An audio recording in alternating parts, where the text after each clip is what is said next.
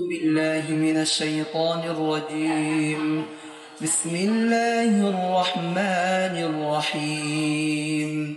إن الذين يبايعونك إنما يبايعون الله يد الله فوق أيديهم فمن نكث فإنما ينكث على نفسه ومن أوفى بما عاهد عليه الله فسيؤتيه أجرا عظيما.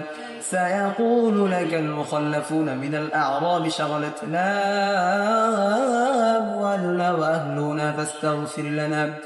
يقولون بألسنتهم ما ليس في قلوبهم قل فمن